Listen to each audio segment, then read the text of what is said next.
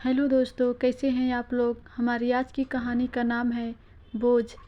मैं हारा थका बेमनसा आज ऑफिस से घर आया ही था कि मेरी नज़र सामने किचन से आती मेरी पत्नी पर पड़ी।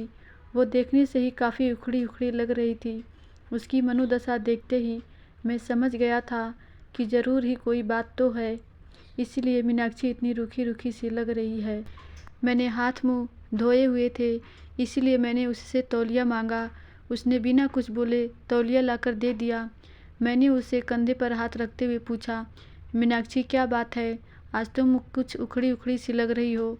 तो उसने मुझे खा जाने वाली नज़रों से देखा और भड़कते हुए बोली, आपको क्या है, फिर चाहे बेटी ट्यूशन से फीस न देने की वजह से बेइज्जत करके भगा दी जाए, या फिर बेटे पर स्कूल ड्रेस के जूते न होने की वजह से उसके स्कूल की फुटबॉल टीम में खिलाने से मना कर दिया जाए। आपको क्या, आपको तो बस सुबह 9 बजे जाने और शाम को 8 बजे आने और फिर चद्दर तान के सो जाने के अलावा एक पल की भी चिंता नहीं है। और न मेरा कोई ख्याल। डॉक्टर ने पिछले महीने ही दवाई कराने को कहा था, नहीं तो मर्ज कभी भी अपने पैर ज़रूरत से ज़्यादा पसार सकती है। कभी तुमने ध्यान से देखा है मेरे चेहरे की ओर, ये झुर्रियाँ, बेउम्र पकते हुए बाल, जवानी में ही बुढ़िया बनती जा रही हूँ। एक पैसे की दवा नसीब नहीं है मुझे। ये सब तो छोड़ो, गर्मी में बच्चे तपते रहते हैं, एक पुराना कूलर लेने तक की हिम्मत नहीं हो रही तुम्हारी। मैं बेड पर बैठा नज़रें झुकाए अपनी नाकामी पर शर्मसार हो रहा था। बीवी बच्चों की परवरिश और उनकी ज़रूरतों का ध्यान रखना मेरा कर्तव्य है, पर क्या करूं, ये मेरा दुर्भाग्य ही तो है। कहने को तो देश तरक्की कर रहा है, लोग खुश हैं, पर मैं कैसे कह पाऊँ कि मैं बढ़ती महंगाई और बेरोज़गारी की वजह से दिन व दिन ज़रूरतों के बोझ तले दबता जा रहा हूँ।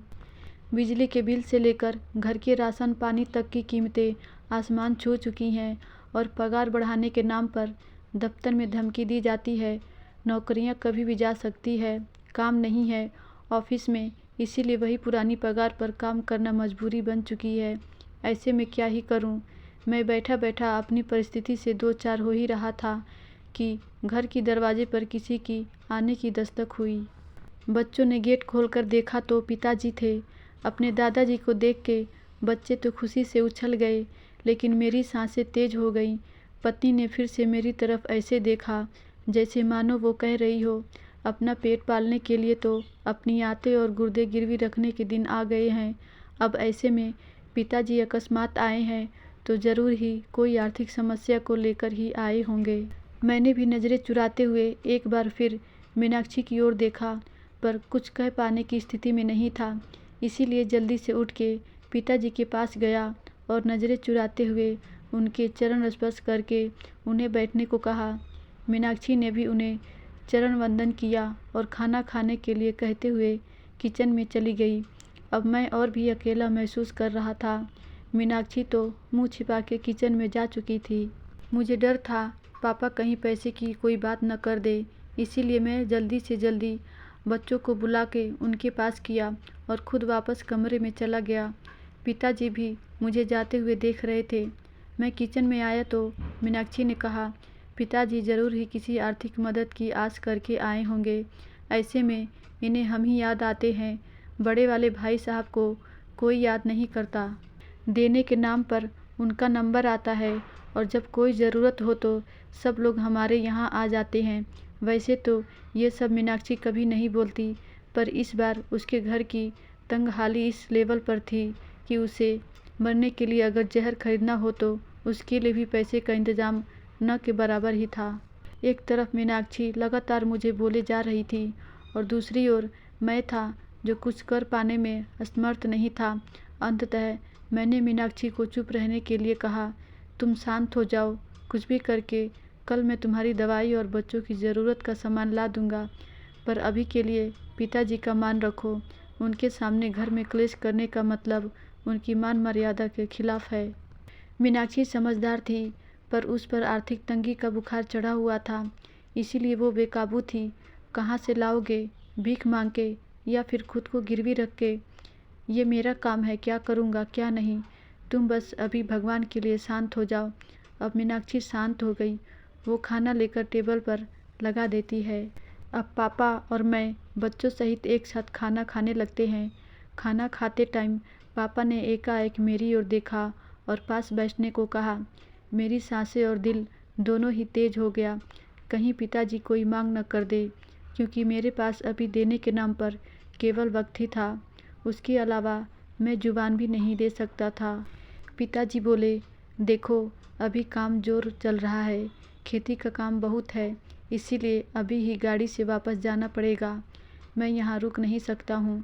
तुम्हारी माँ बहुत चिंता कर रही थी। पिछले कुछ महीनों से तुम फ़ोन और बात बहुत कम कर रहे हो, और ऐसा तुम तभी करते हो जब तुम किसी परेशानी में होते हो। ये तुम्हारी बचपन की आदत है। इसीलिए माँ के जोर और मुझे मुन्ना और मुन्नी की याद सता रही थी, इसीलिए मैं आ गया। यहाँ तक तो ठीक था। अब मैं अवाक बैठा था कि अब पापा क्या कहने वाले हैं। मैंने एक नज़र मीनाक्षी को देखा तो वो किचन की चौखट पकड़े पापा की आड़ किए हुए खड़ी थी, और पापा आगे क्या कहने वाले हैं जानने के लिए उत्सुक हो रही थी। लेकिन आगे पापा ने अभी कुछ कहा नहीं, बस खाना निपटाया और मुंह हाथ धोए। अब पापा ने अपने कुर्ते की जेब में हाथ डाला और एक नोटों की गड्डी निकाली और मेरे ओर बढ़ा दी। ये देखकर मैं अवाक और सकते में आ गया। एक पल के लिए मैं स्तब्ध और निःशब्द ही खड़ा रहा। पिताजी ने कहा, अरे पकड़ो भी भाई, अब इतने भी बड़े नहीं हो गए हो कि हमारी दी हुई आशीर्वाद को ग्रहण ना कर सको। वैसे भी इस बार फसल अच्छी हो गई थी, इसीलिए कोई दिक्कत नहीं आई। अब उन्होंने मीनाक्षी की ओर इशारा करते हुए कहा, बहू का और बच्चों का अच्छे से ध्यान रखो। देखो कितनी कमज़ोर हो रही है, और अपना भी। उन्होंने पैसे मेरे हाथ में रख दिए। मेरी आंखें भर आई थी और वो बचपन के दिन याद आ गए जब पापा हमें स्कूल जाते वक्त 4 आने ऐसे ही हाथ फैलाने पर रख दिया करते थे।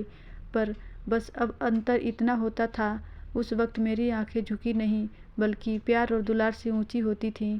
फिलहाल मीनाक्षी और मैं दोनों ही गलत साबित हो चुके थे, इसीलिए खुद की नज़रें खुद से ही नहीं मिला पा रहे थे। सच में बच्चों के लिए माँ बाप बोझ हो सकते हैं, पर माँ बाप के लिए बच्चे कभी भी बोझ नहीं होते। वे हमेशा उनका ध्यान रखते हैं। धन्यवाद दोस्तों। आपको कहानी कैसी लगी हमें कमेंट में ज़रूर बताएं।